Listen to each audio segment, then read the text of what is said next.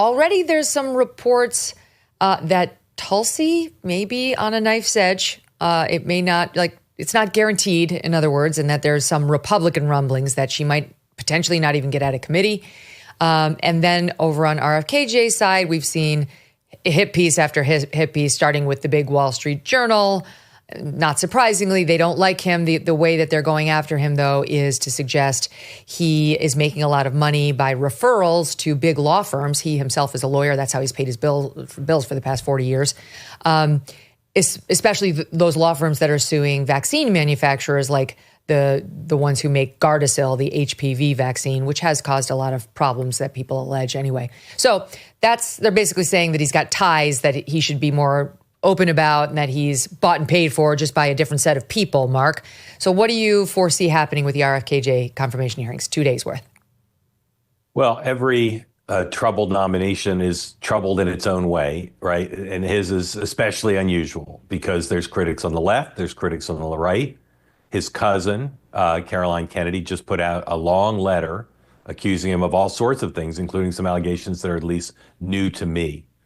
I think that, what you found is what I found when I talked to him, what people who've let him speak for himself have found, which is he has a lot of interesting ideas with huge resonance amongst the American people.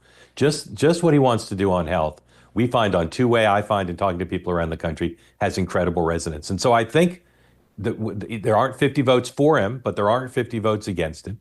And I think his nomination will hinge on, I think what Pete Hegseth's nomination hung on.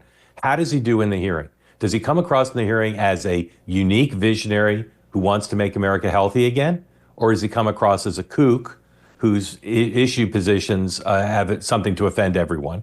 I think if he comes in and testifies well, he'll make it. And I think if he doesn't, he won't.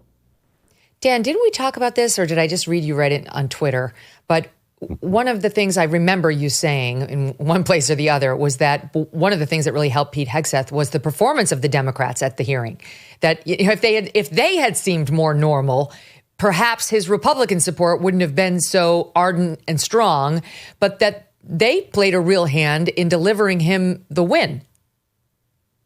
Yes, absolutely. I mean, I thought some Democrats in that hearing, in the Hegseth hearing, completely embarrassed themselves and looked like a Saturday Night Live skit. And it really, I think, forced some Republicans who had concerns to ask themselves politically, do I want to be associated with that, or do I want to be associated with President Trump? And obviously, they made their decision. I think the interesting thing here is I think RFK Jr. will get some Democratic votes. In fact, he may need some Democratic votes. And it's going to be a fine line because I think some of the Democratic questions will be, for instance, he supposedly has talked the other day to some Democratic Senate staff that he is open to seizing patents held by pharmaceutical companies. Pharmaceutical companies and a lot of Republicans don't like that. He said certain things on abortion. So Democrats, I think in this instance, may try to cause some mischief to try to drive a wedge between some Republicans and RFK Jr. I think that it's going to be interesting because there's no question, Mark, that there's a lot of dirt on RFKJ. You could go any one of a number of ways on this guy. This is like an Oppo research dream, I'm sure, just because he's a Kennedy. He's lived a colorful life. There's no question in the women lane, in a lot of lanes, you could land some blows. But my overall feeling, and I think the feeling of a lot of people who are pro-MAHA or MAHA adjacent, or at least interested in what's happening over in that lane, is we don't care. We want somebody to get the bad food dyes out of the food, the things that have been banned out of our makeup for 30 years because they're carcinogens. We want somebody who's going to stop the revolving door at the FDA.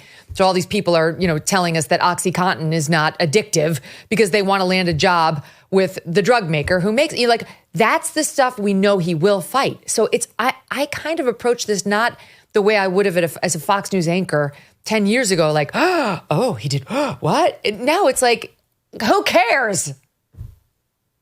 So first of all, he's led a very colorful life. That's the euphemism of 2025 so far. I think he makes Pete Hegseth look like Orrin Hatch. I mean, just on the personal side, it's kind of epic. And no president I'll say, people always say in modern history or in my memory, I'm willing to say no president would have nominated someone with Bobby Kennedy's personal past in the history of the Republic, except Donald Trump. And Donald Trump has, as you know, warmly embraced MAHA and some of these issues, not just as good politics, but I think it's something that's really gotten to President Trump and the people around him. So on the issue of substance, on personal stuff, disqualifying under normal circumstances. Again, if he can focus on health, I think he can do well. I think it's the policy positions that are going to be equally problematic. As Dan suggested, there's some Democrats who won't vote for him on policy grounds. There's some Republicans who might not vote for him on policy grounds. It's very difficult to be confirmed winning votes from both parties that add up to your margin of victory. It just doesn't happen very much in our polarized times. So if Dan's right and he does need Democrat votes to be confirmed, it's going to be dicey. I'll say again, if he can emphasize the issues that tens of millions of people find attractive, that he espouses as much as anyone, I'll say this again in hyperbolic terms, more than anyone in American history. He has shed a light on these issues about which many people, including parents, are so passionate, but he's got to make the confirmation about that rather than some of the other issues that are big strikes against him. Because let's face it, Trump, Dan, didn't have some love for Robert F. Kennedy Jr. He wasn't like, God, I've got to have that guy. He went to him. That happened because RFKJ had something to bring to the table. He'd already been building a movement, which wasn't exactly labeled MAHA yet. That hadn't yet happened. But he spent his whole life in the public health field just as a lawyer. He's not a doctor, but as a lawyer. And he's been arguing these issues. Yes, vaccines, but it goes well beyond vaccines, what he's tried to do, cleaning up the waters, cleaning up the air. And so that's one of the reasons why so many people, including Nicole Shanahan, his running mate, were attracted to him, even though by any measure he's a little out there. But that's why Trump went to him. That's why I think he's going to get through. It's why people are going to overlook these oddities that would normally tank any nominee. Megyn, I totally agree with you. I mean, we hear it on our show all the time. People who voted for him or were going to vote for him love RFK. They believe in what he advocates. They believe in what he has to say. To Mark's point, he's unearthed and championed issues that at one point were fringe that, on his way out the door, the Biden administration got rid of the red dye, right? I mean, I don't think that happens if not for RFK. And one of the things that the Democratic Party has to do is figure out how to win back the RFK vote. We drove him out of the party. We told a lot of his voters, you're kooky. You're a conspiracy theorist. There's no place for you. Trump opened his arms, listened to what he had to say, gave it, some added heft, and here he is. And so that's why I do think there are smart Democrats who will vote for him to try to hug what he stands for and his voters. The thing, if you look at the MAHA community, it's huge. And I'm putting a lot of things in there, but it's like all of it, from Outlived to Andrew Huberman to all this activity on X that talks about your workout routine, your sleep routine, your food routine is big. I follow all these people, big.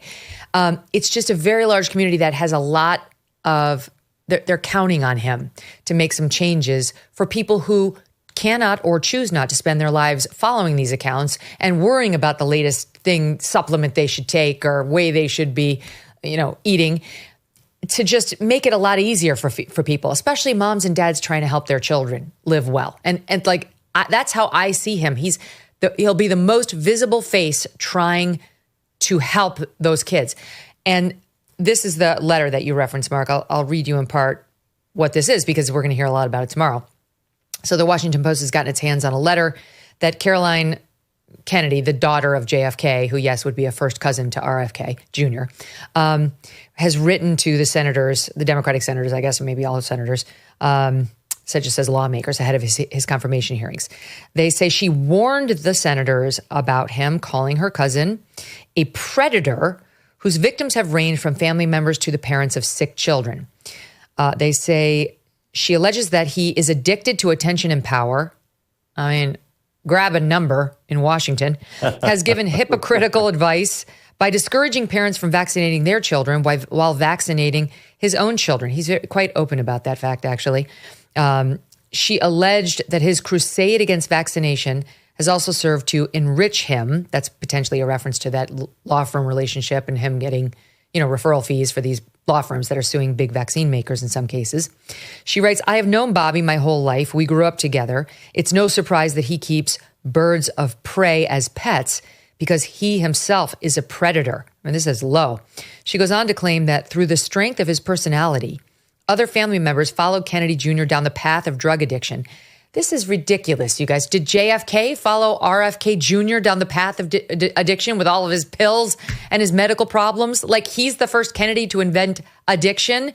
I mean, there's long problems written about with his mom, his Uncle Ted, who killed a woman in Chappaquiddick. Like, what is she trying to blame it all with RFKJ as the source of the Kennedy addiction problem?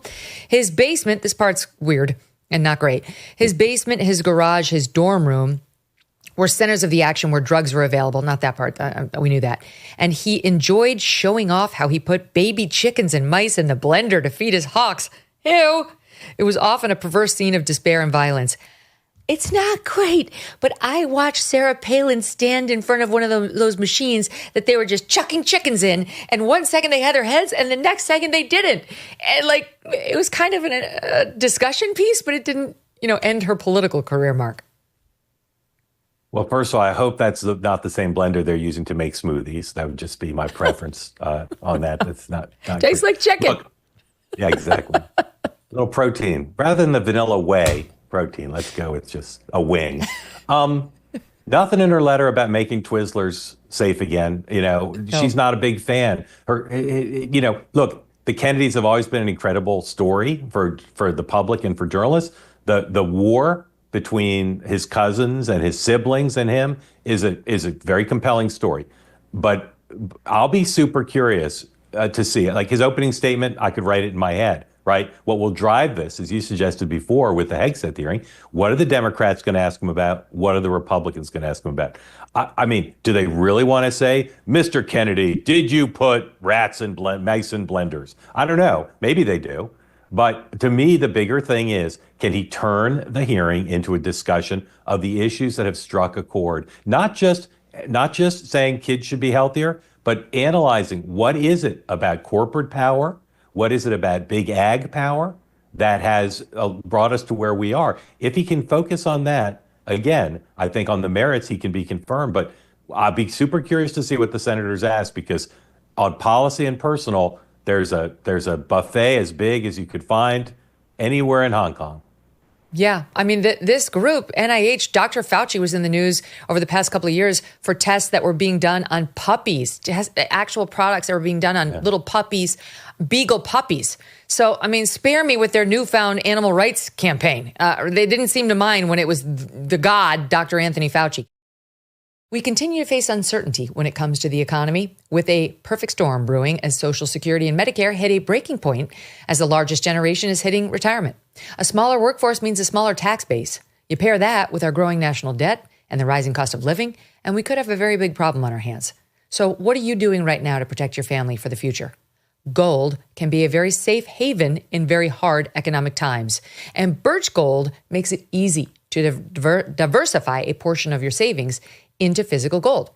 Birch Gold will help you transition an existing IRA or 401k in whole or in part into an IRA in gold. And it won't cost you one penny, not one out of pocket.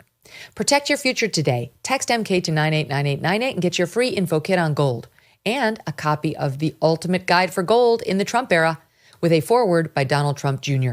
There's no obligation, just information. Birch Gold has earned the trust of countless Americans looking to safeguard their savings. Text my initials, MK, to the number 989898 today. Thanks so much for watching. If you like what you just saw, hit the subscribe button for more clips and full episodes.